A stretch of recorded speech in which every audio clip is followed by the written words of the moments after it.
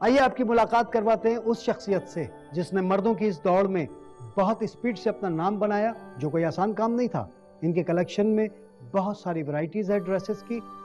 यकीनन आप समझ गए होंगे, the one and only miss Roshni. Excuse me madam, क्या आपसे बात हो सकती है? जी श्योर। मिस रोशनी, आपको बेस्ट फैशन डिजाइनर का अवार्ड मिला, क्या कहना चाहेंगी आप? मैं सिर्फ यही कहना चाहूँगी कि मुझे वाकई नहीं पता था ये अवार्ड मुझे मिलेगा। मेरे लिए इतना ही काफ़ी है कि इतने बड़े बड़े स्टार्स के साथ मुझे नॉमिनेट किया गया। मेरे लिए तो यही अवार्ड था। Anyway, thank you very much. तो ये थी मिस रोशनी और अवार्ड्स का सिलसिला जारी है। जो एक्टर, जो पर्सनालिटीज अवार्ड लेकर आती रहेंगी, हम आपकी उनसे मुलाकात करवाते रहेंगे। ये सिलसिला इस तरह।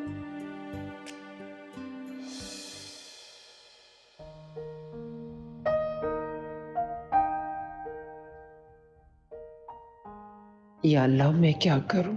ये लड़की तो मेरे दिल का बोझ है। क्या होगा इसका?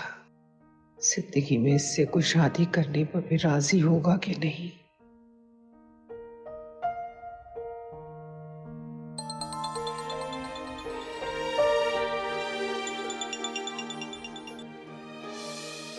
Hello madam.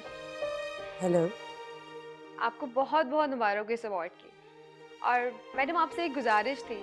जी बोलिए। मैडम, मैं चाहती हूँ कि आपके इस अवार्ड के बाद आपका पहला इंटरव्यू मैं करूँ। जी ठीक है, आप कल 2 बजे मेरे घर आ जाइए। आपसे मुलाकात भी हो जाएगी और इंटरव्यू भी। आपको एड्रेस भेज देती हूँ। Thank you. मैडम, सब चीज़ें रेडी है, बस आप ऑर्डर करें तो इनको आउट कर देते हैं। मेरे अप्रूवल के बगैर कुछ भी मत भेजना। लोग मेरे नाम की वजह से भरोसा करते हैं। जी मैडम, ये बात सबको पता है, इसीलिए हर चीज़ का ध्यान रखा जाता है। चलो, अच्छी बात। मैडम, हम रेडी हैं। जी। मैडम, लोग आपसे ये जानना चाहते हैं कि आपके करियर का आगाज कैसे हुआ। वेल, हजारों लाखों लड़कियों की तरह मैं भी एक आम सी लड़की थी। जैसे बाकी लड़कियां ख्वाब देखती हैं जब वो बड़ी होंगी तो उनकी ज़िंदगी हसीन हो जाएगी, अच्छी हो जाएगी, मैं भी वैसे ही ख्वाब देखती थी। मेरे भी ख्वाबों का शहजादा था। सोचती थी शादी होगी, अपने महल लेके जाएगा, वहाँ आराम होगा, सुकून होगा, सारी चीज़ें मिल जाएंगी। लेकिन ज़िंदगी की हकीकत की खाई में आहिस्ता आहिस्ता सारे ख्वाब गिरते गए। चीज़ें वैसी नहीं रहीं जैसे इंसान सोचता है। मैं आज जो इस मकाम पे हूँ, इसके पीछे बहुत मेहनत है। यहाँ इतनी आसानी से नहीं पहुँची। जी मैडम, तो आप अपनी इस कामयाबी का क्रेडिट किसको देना चाहेंगी? सच पूछें तो इस कामयाबी का क्रेडिट मैं अपने आप को देना चाहूँगी।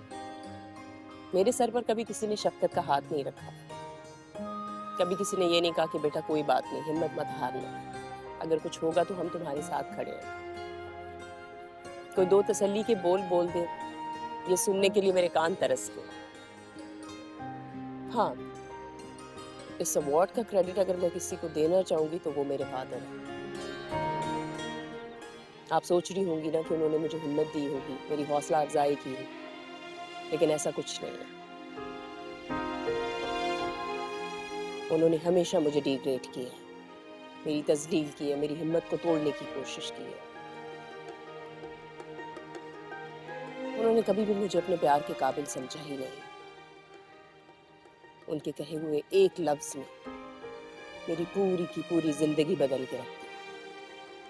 आप जानना चाहेंगी वो लफ्ज क्या था? जी बिल्कुल। औकात। मेरे ख्याल में हम लोग इस इंटरव्यू को यही खत्म करते हैं।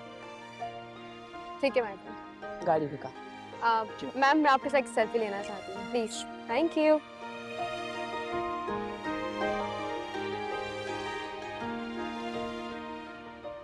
अल्लाह ने लड़का दिया होता तो कम से कम सर तो फख्र से बुलंद करता वो। घर की याद किसको नहीं आती, मगर मैं अब उन्हें याद नहीं करना चाहती। वो है ही इतनी बेहाना। तुम्हारी माँ ने अगर तुम्हारी सही तरबियत की होती और तुम्हें गुर सिखाया होता शोहर का पैसा बचाने और जमा करने का, तो आज ये दिन नहीं देखना पड़ता। कम से कम आप मेरी मरी हुई माँ पे तो बहुत आन ना लगाए। जबान मत चलो, जबान चला कराती है मुझसे। आ गई है माँ की हिमायती बन के। दूंगा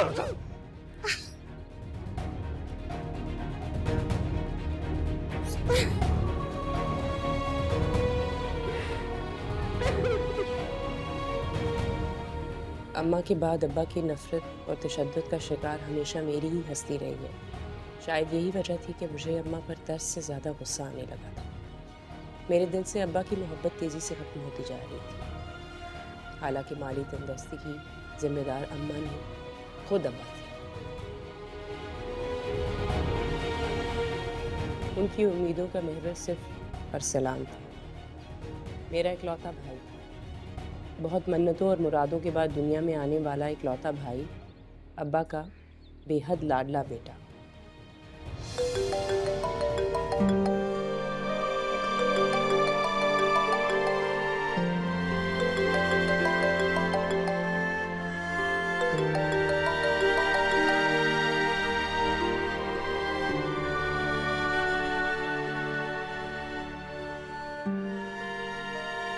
तुम घर की बड़ी बेटी हो, कम से कम मेरे साथ घर के कामों में ही हाथ बटा लिया करो।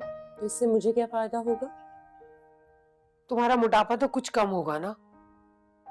अम्मी, मुझे मेरा मोटापा बहुत अच्छा लगता है, मुझे तो कोई प्रॉब्लम नहीं है। लेकिन मुझे तुम्हारा मोटापा बुरा लगता है। अब तो मुझे वो खटकने लगा है। जी, जैसे मेरा वजन आपकी आंखों में खटकता है ना, वैसे ही आपके ये घिसे पिटे डिजाइन मेरी आंखों में खटकते हैं। हटे जरा, मैं आपको बताती हूँ अच्छे डिजाइन बनते कैसे। तुम सीओ की? अरे तुमने तो कभी तुरपाई नहीं की है और वो तुम डिजाइन वाली शर्ट बनाओगी? मेरा बचपन से ख्वाब है डिजाइनर बनने का। मैं बचपन से ख्वाब में सिलाई कर रही हूँ, अब तो ठीक ठाक एक्सपर्ट हो गई हूँ। ख्वाब तो इंसान देखता है, ख्वाब में तो इंसान जहाज भी चला लेता है। ये जो चंद घरों से सिलाई आती है ना, थोड़े बहुत पैसे मिलते हैं ना, वो भी आने बंद हो जाएंगे। और तुम्हारा बाप तो बिल्कुल ही आप ही से बाहर हो जाएगा। वो तो पहले ही मुझे बोझ समझता है। खैर, उनके लिए बोझ तो मैं हूँ। अच्छा, ये बातें छोड़ें, आप जाके घर के बाकी काम करें। 15 मिनट के अंदर अंदर आपके लिए कमीज तैयार हो जाएगी। जाके आंटी को इनफैक्ट दे दी। चले। 15 मिनट में? अभी इससे ज्यादा जल्दी नहीं कर सकती। अच्छा भाई, ध्यान से करना।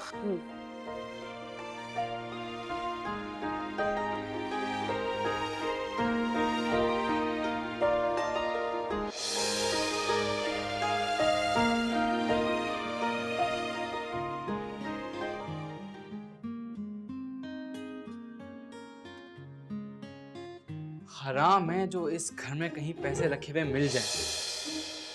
अम्मा भी ना छुपा छुपा के रखती हैं, अब मांगने पड़ेंगे।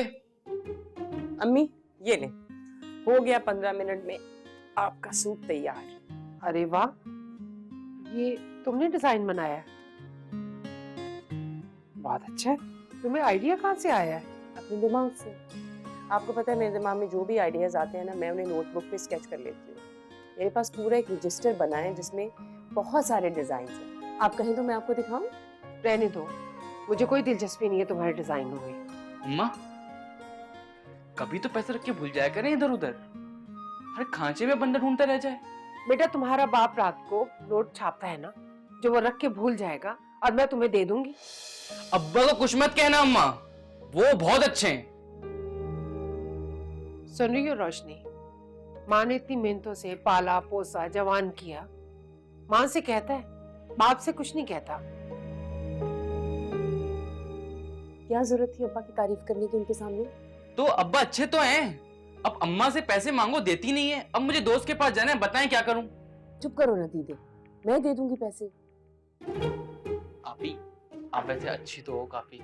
अल्लाह करे आपको ना चांद जैसा दूल्हा मिले। हाँ बस ठीक है, ज्यादा मस्के लगाने की जरूरत नहीं है। दे रही हूँ। पैसे रुक जाओ, दे रही हूँ। 5 मिनट वेट करो।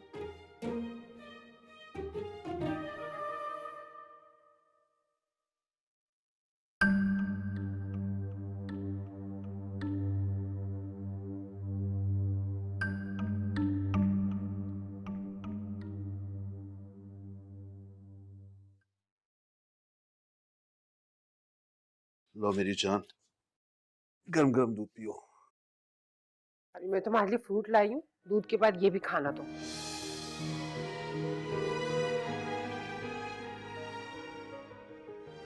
अब्बा पढ़ाई के मामले में बहुत सख्त थे। ख़ास तौर पर मुझसे उन्हें बहुत ज़्यादा उम्मीदें थीं। वो घर की तमाम जिम्मेदारियां मेरे कंधों पर लाना चाहते थे, क्योंकि वो सिर्फ अरसलान के लिए ही कमा रहे थे और शायद उसी के लिए जी भी रहे थे। अरसलान से सिर्फ अब्बा को ही नहीं, अम्मा को भी बहुत ज़्यादा मोहब्बत थी। यार आप लोग मुझे क्यों आप ही के जैसा बनाने पर तुले हुए हैं? अल्लाह ना करे कि तुम रोशनी जैसे बनो, उस जैसे बंदे। वो तो पैदा ही ठूसने के लिए हुई है।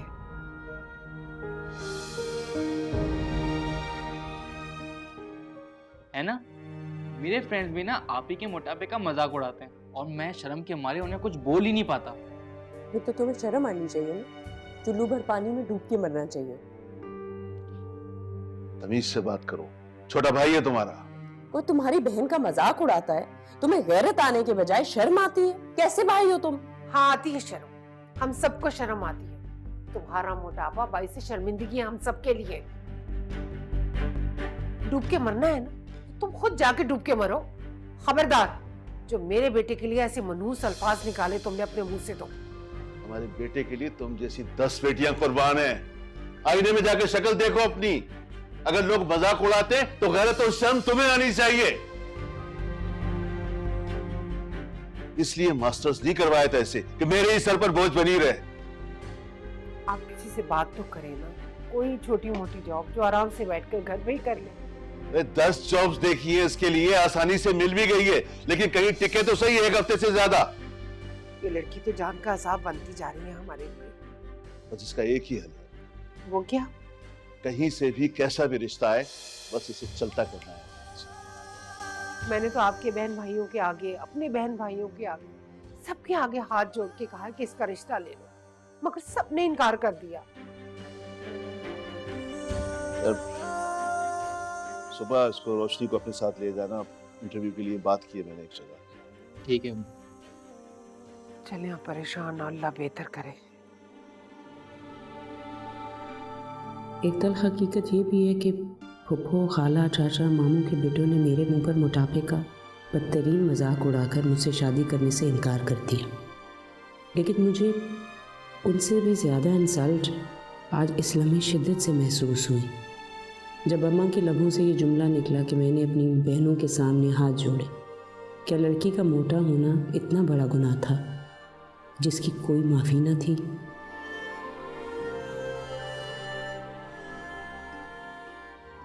वो रजिया आप आई थी, हमारी रोशनी के लिए उन्होंने रिश्ता देखा है। हाँ कर दो फौरन। हाँ लेकिन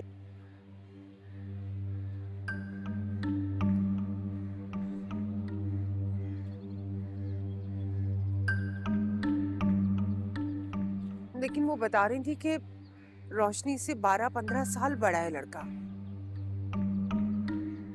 हमारी रोशनी फिर भी उससे बड़ी लगेगी। बगैर देखे कैसे आप हाँ कर सकते हैं? अरे अगर हमने खुदा ना खास्ता अपनी बेटी दिखा दी ना तो मना कर देंगे, इनकार कर देंगे वो लोग। भाई तुम रजिया आपस से कहो कि देखने दिखाने का चक्कर छोड़ें, बस तैयारी करें इंशाल्लाह। लड़के का नाम गालिब था। अब्बा ने गालिब से चंद मिनटों की मुख्तसर सी मुलाकात की और उन्हें अपनी रजामंदी दे दी। जिस मर्द के साथ मुझे अपनी पूरी ज़िंदगी बितानी थी, मुझसे ही किसी ने ना पूछा और ना राय लेना गवारा की। मैं अपनी ज़िंदगी के साथ किसी को खेलने की इजाज़त नहीं दे सकती थी। मैं भी आसानी से कैसे मानती। मैंने सोच लिया था कि मैं अब्बा से बात करूँगी।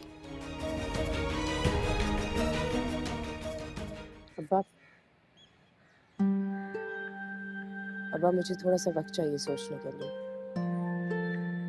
तुम सोचोगी? क्यों? क्या मेरी जिंदगी में इतना भी हक नहीं है? जिस इंसान से आप लोग मेरी शादी करना चाहते हैं, क्या उसे एक नज़र देख नहीं सकती? अगर पसंद आए तो क्या मैं हाँ नहीं कर सकती? अगर ना पसंद आए तो क्या ना नहीं कर सकती? तुम्हारी इतनी औकात नहीं है कि तुम इनकार कर सको। तुम्हें तो जाके शुक्राने के नफिल पढ़ने चाहिए कि किसी ने रिश्ता भेजा।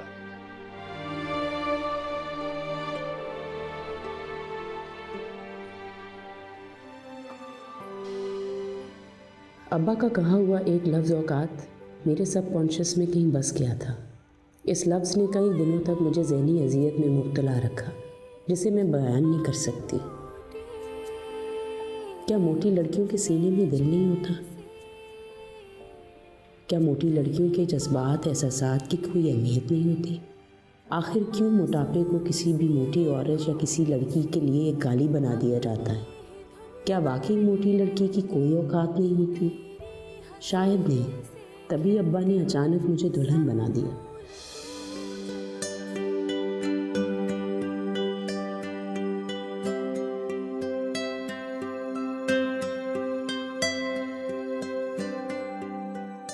गालिब के रिश्ते से इनकार की जुर्रत मुझ में वैसे भी ना थी। फिर ये सोचकर मैंने चुप साध ली कि कम से कम अपने हिटलर बाप से तो जान छूटेगी। मैंने अपने दिल में ये अहद कर लिया था कि मैं अपने हस्बैंड और उनकी फैमिली यानी कि माँ बाप की खिदमत करके ना सिर्फ उनका दिल जीतने की कोशिश करूँगी, बल्कि उनके दिल में और उनके घर में अपना एक मकाम बना कर रहूँगी। भाई गालिब की दुल्हन देख के बड़ी मायूसी हुई। कहां से उठा लाया है? जंगल से। ये अपने गालिब को पसंद कैसे आ गई? शिकार का शौकीन है ना, हिरनी हाथ नहीं लगी तो हथनी उठा लाया। अरे भाई 3 मन की लड़की को कोई कैसे उठा सकता है? जिंदगी भर के लिए उठाने वाला ही बैठ जाएगा।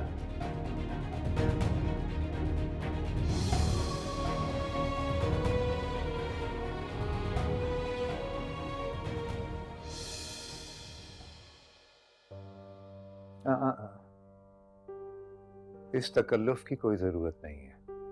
तुम्हें देख के पहले ही मेरा दिल टूट चुका है। आपने मुझे पहले नहीं देखा था क्या? अगर देख लेता तो मैं तुमसे कभी भी शादी न करता। तो फिर बगैर देखे क्यों की? रजिया आपा ने बताया था कि तुम्हारे माँ बाप तुम्हारी शादी के लिए बहुत ज्यादा परेशान है। ओह, यानी आपने शादी मुझसे इंसानी हमदर्दी के तहत की है? हाँ, ऐसा ही समझ लो। लेकिन रजिया आपा ने एक झूठ बोला था। कैसा झूठ? कि लड़की थोड़ी सी मोटी है। तो इसमें झूठ क्या है? तुम जरा नहीं, बहुत ज्यादा मोटी। तुम जानना चाहती हो कि मैंने तुमसे शादी क्यों की? जी, जानना चाहती हूँ। मुझे आसिया से मोहब्बत थी। ठीक है, बल्कि है। मेरी अम्मी अपने भाई की बेटी से और मेरे अब्बा अपनी बहन की बेटी से मेरी शादी करवाना चाहते थे, लेकिन मैं राजी नहीं। फिर उन्होंने मेरी मोहब्बत आसिया में दुनिया भर के ऐब निकाल के उसे अपनी बहू बनाने से इनकार कर दिया। उन दोनों को सजा देने के लिए मैंने तुमसे शादी की। मैंने भी सोच लिया था कि ऐसी लड़की को बहू बना के उनके सर पर मुसल्लत करूंगा कि जिसमें अगर एक भी नुक्स होगा तो वो हर देखने वाले को नजर आएगा।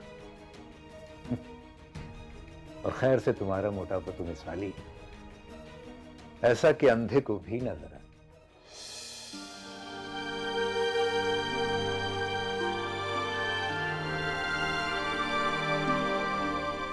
गालिब ने पहली रात ही मेरे मोटापे को अपनी तनकीद और तफरीह का निशाना बनाकर मुझे ये जता दिया था कि मैं उसकी पसंद नहीं बल्कि मजबूरी थी। और गालिब को देखते ही मैं जान चुकी थी कि अब्बा ने अपने ही जैसे एक मर्द के हवाले कर दिया मुझे, गोया अपनी अना को तस्कीन पहुंचा दी।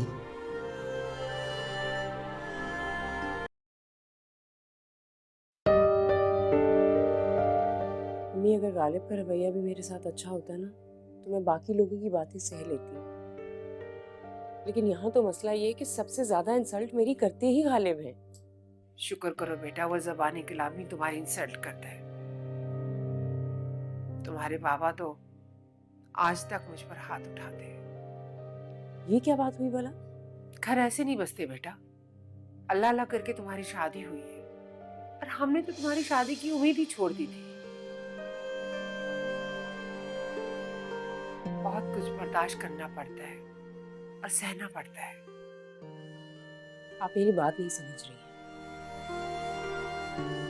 यहाँ पे हर कोई मुझे ताने दे, देवर, बच्चे उठते बैठते मेरे मोटापे पे बात करते हैं, जुमले कसते हैं, खाना खाते हुए खाने पे नजर रखते हैं, गालिब मेरे आगे से खाने तक की प्लेट खींच लेते हैं।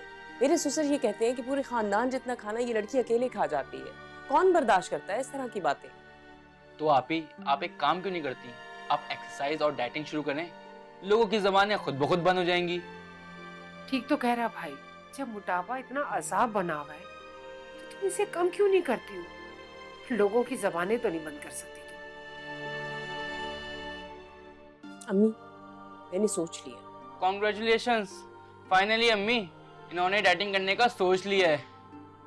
मैं अब गालिब के साथ नहीं जाऊंगी। क्या मतलब? नहीं जाऊंगी का मतलब होता है अम्मी नहीं जाऊंगी। तो फिर कहाँ जाएंगी मैडम आप? दारुल अमान? क्यों? ये मेरा भी घर है ना। है नहीं, था। और शादी के बाद तो वैसे ही लड़कियों के लिए माँ बाप का घर मुसाफिर खाना होता है, जहाँ आप थोड़ी देर के लिए बैठते हैं, आपकी ट्रेन आती है और आप चले जाते हैं। आप एक समझदार लड़की हैं।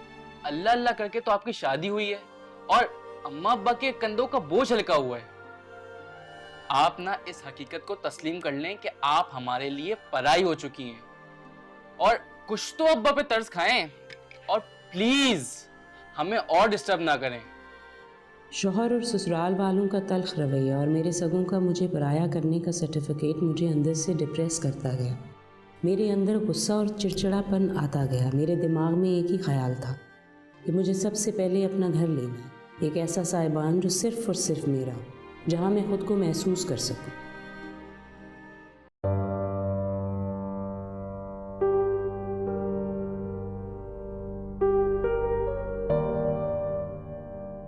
तुम्हें पता है कि अब्बा रिटायर हो चुके हैं, अब इस घर की सारी जिम्मेदारी मुझ पर आन पड़ी है। तो ये मोहतरमा कि मेरी जेब अब एक्स्ट्रा अखराजात अफोर्ड नहीं कर सकती। कहना क्या चाहते हैं? मैं वाकई में आपकी बात नहीं समझी। सिर्फ तुम्हारा जिस्म ही नहीं, तुम्हारी अकल भी मोटी है। मैं अब तुम्हारा खर्चा अफोर्ड नहीं कर सकता, इसलिए अब तुम्हें भी कोई जॉब करनी पड़ेगी। मुझसे कोई जॉब वॉब नहीं होती। ये क्यों नहीं कहती कि इतने ज्यादा गोश्त और चर्बी को उठा के तुम हिलजुल नहीं सकती? ठीक है, मैं आज के बाद आपसे कोई खर्चा बर्चा नहीं मांगूंगी। और अगर मांगोगी तो दूंगा भी नहीं। तुमसे शादी करके मैंने अपनी जिंदगी की सबसे बड़ी गलती की।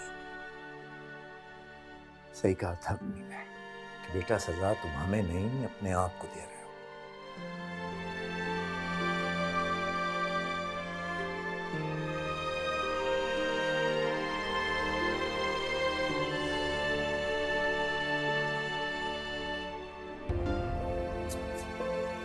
मैंने अम्मा अब्बा के घर जाना बिल्कुल तर्क कर दिया था। जब गालिब ने भी मेरी जिम्मेदारियों से हाथ खींच लिया तो मैंने मोहल्ले की औरतों के कपड़े सीना शुरू कर दिए। सिलाई हमेशा से मेरा पसंदीदा काम रहा था। मेरे नित नए डिज़ाइनों ने सारे मोहल्ले में ऐसी धूम मचा दी कि देखते ही देखते सिलाई मिलने लगी।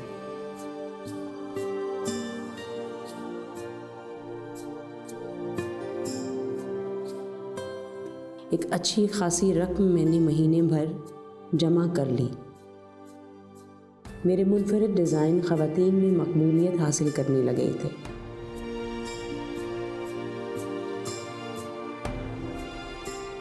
उन्हीं ख़वातीन ने मुझे अपना YouTube चैनल खोलने का मशवरा दिया। इस मकसद के लिए एक अच्छा वाला मोबाइल फ़ोन दरकार था। मेरे पास इतनी रकम थी कि मैं एक अच्छा वाला मोबाइल फ़ोन खरीद सकती थी।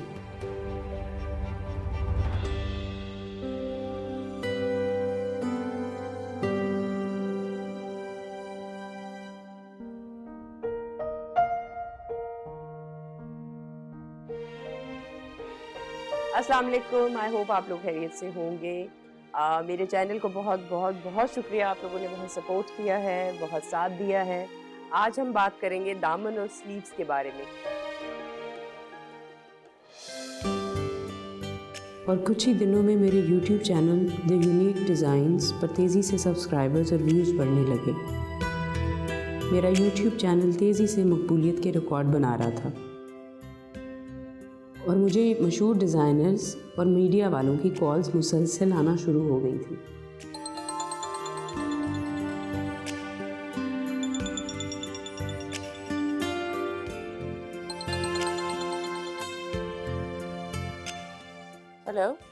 Very amazing.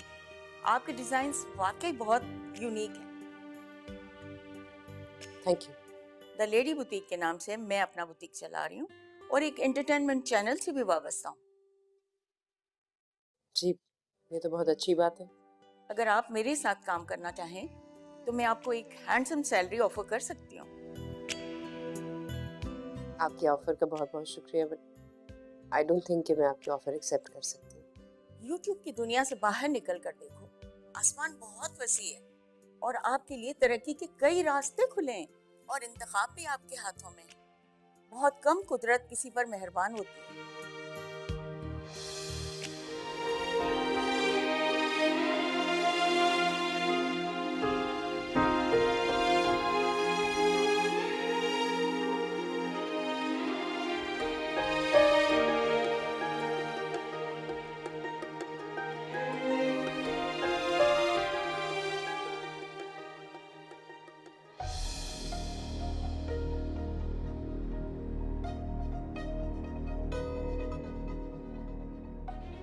ये इतना कीमती मोबाइल तुम्हारा?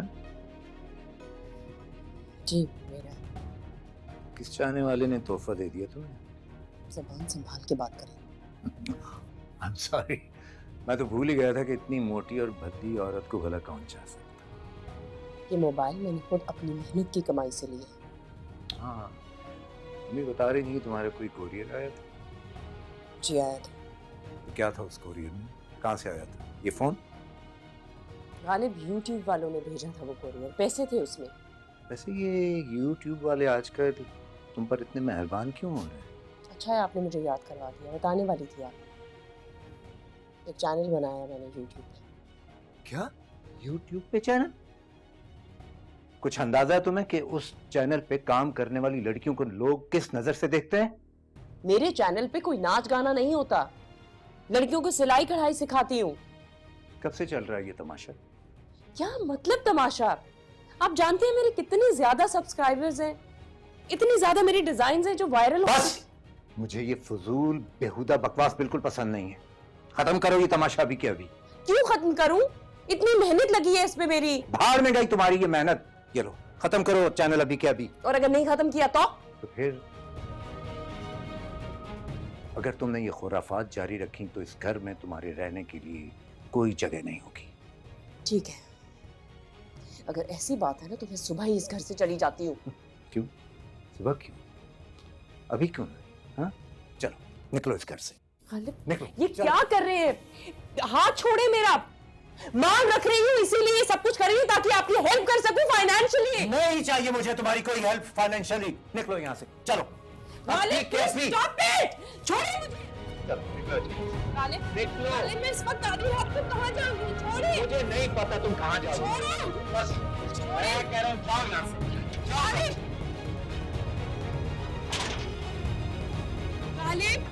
गालिब दरवाजा खोली। खुदा के लिए दरवाजा खोले, मैं आधी रात को कहाँ जाऊंगी? दरवाजा खोली।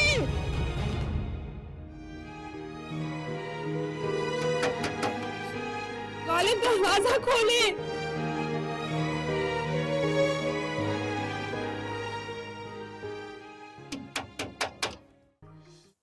अम्मा, गालिब में और अब्बा में कोई फर्क नहीं। फर्क सिर्फ इतना है कि अब्बा आप पे हाथ उठाते हैं और गालिब बदतमीजी करते हैं। मुझे हाथ से पकड़ के घसीटते हुए घर से धक्के मार के बाहर निकाला है। उनको कोई भी बात कह लो उनको कुछ समझ में नहीं आती। हर वक्त जिस्म के ताने, मोटापे के ताने, बदतमीजी। कब तक उनकी ये हरकतें बर्दाश्त करूंगा? मेरे मोटापे के अलावा उसे कुछ नजर ही नहीं आता।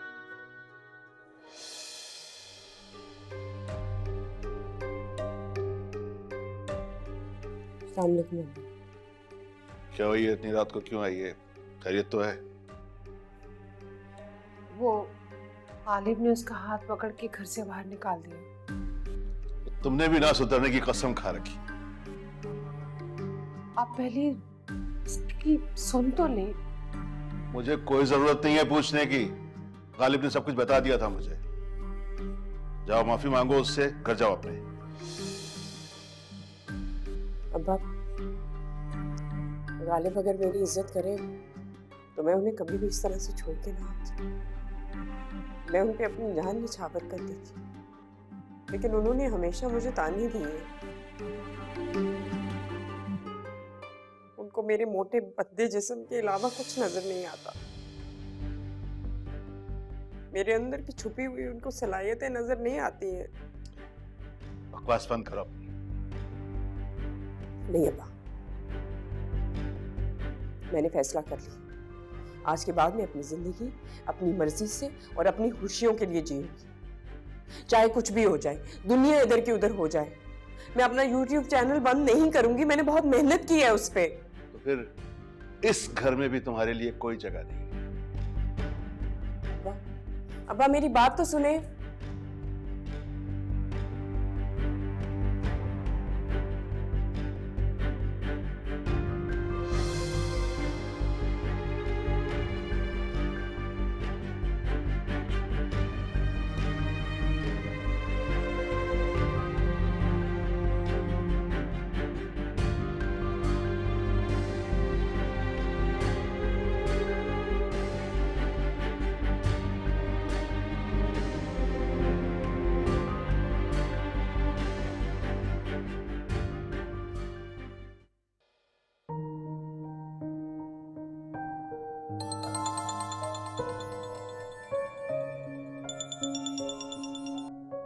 हेलो, फिर क्या सोचा आपने मिस रोशनी मेरी ऑफर के बारे में? मैम मैं इस वक्त फुटपाथ पर बेयारो मददगार बैठी हुई हूँ, मैं क्या सोच सकती हूँ इस वक्त? वाई? मेरे शौहर ने मुझे घर से निकाल दिया और बाकी घर में रखने से इनकार कर दिया। मगर ऐसा कौन सा गुनाह कर दिया तुमने? खुद मुख्तार होने का गुनाह, अपनी ख्वाहिश का इजहार करने का गुनाह, अपनी जिंदगी अपनी शर्तों में जीने का गुनाह। अच्छा तुम ये बताओ कि तुम इस वक्त कहाँ हो? तुम अपनी लोकेशन सेंड करो, मैं अपने ड्राइवर को भेजती हूँ। जी मैं अभी आपको लोकेशन भेजती हूँ। Thank you so much.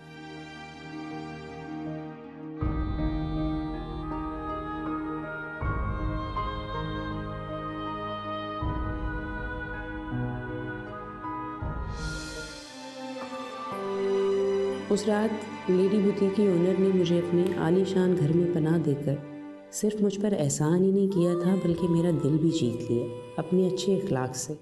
उन्होंने मेरे दिल में अपनी जगह बना ली थी। वो मुझे अपने साथ रखना चाहती थी, लेकिन मैं उनके साथ रहकर किसी पे बोझ नहीं बनना चाहती थी। इसीलिए मैंने एक छोटा सा फ्लैट रेंट पे ले लिया और तन तनहा ज़िंदगी गुजारने लगी। इस माशरे ने मुझे सिर्फ मोटी होने की अज़ियतनाक सज़ा दी थी, लेकिन मैंने भी अपने दिल में ये ठान ली थी, इसी मोटापे के साथ एक दिन दुनिया को कामयाब होकर दिखाऊंगी। दी लेडी बुटीक की ओनर के साथ मिलकर मैंने अपनी 2 बुटीकें खोल ली और इन बुटीकों से हासिल होने वाली आमदनी मैंने जोड़ना शुरू कर दी कि अब मुझे अपने दरीना ख्वाबों को हकीकत का रंग देना था, और वो ख्वाब था अपना ज़ाती घर। मेरा नाम और मेरा काम एक ब्रांड बन चुका था। दौलत और शोहरत मेरे पीछे पीछे दौड़ने लगी। जब पाकिस्तान के बड़े बड़े अवार्ड शोज़ में दुनिया के बड़े बड़े नामों के साथ मेरा भी नाम आने लगा, तो मैं खुशी के मारे फूट फूट कर रोने लगी।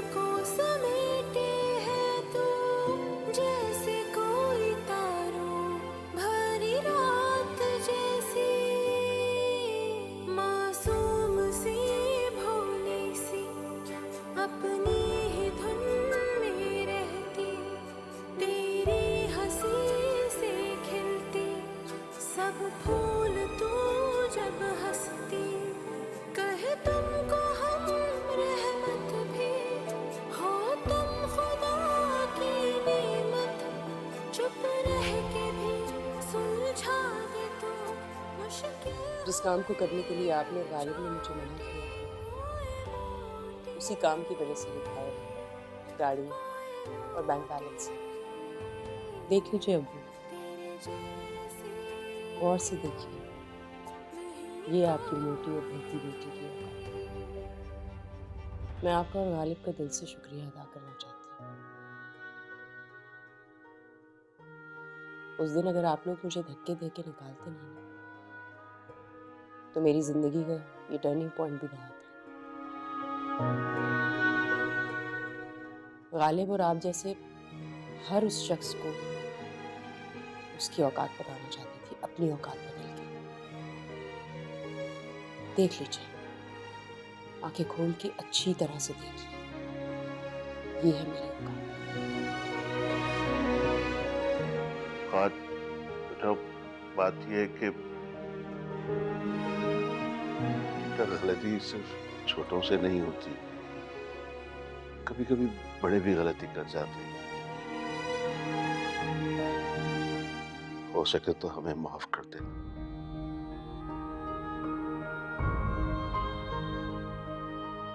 तुम्हारे अबू बिल्कुल ठीक कह रहे हैं बेटा। गालिब जैसे शख्स पे लानत हो जो औरतों की इज्जत नहीं करता है, सिर्फ ज़ाहिरी शख्सियत पे मरता है। गालिब ने तो अपनी औकात उसी वक्त दिखा दी थी जब आधी रात को मुझे धक्के मार के घर से बाहर निकाला। अम्मी, मेरी नज़र में उसकी 2% की अहमियत भी नहीं है। आप ही मुझसे वाकई बहुत बड़ी गलती हो गई है, प्लीज हमें माफ कर दें।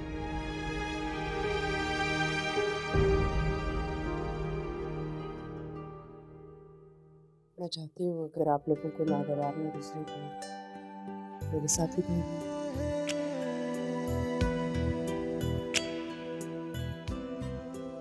और तुम ये नौकरी वोकरी छोड़ दो, मेरे साथ मेरे बिजनेस में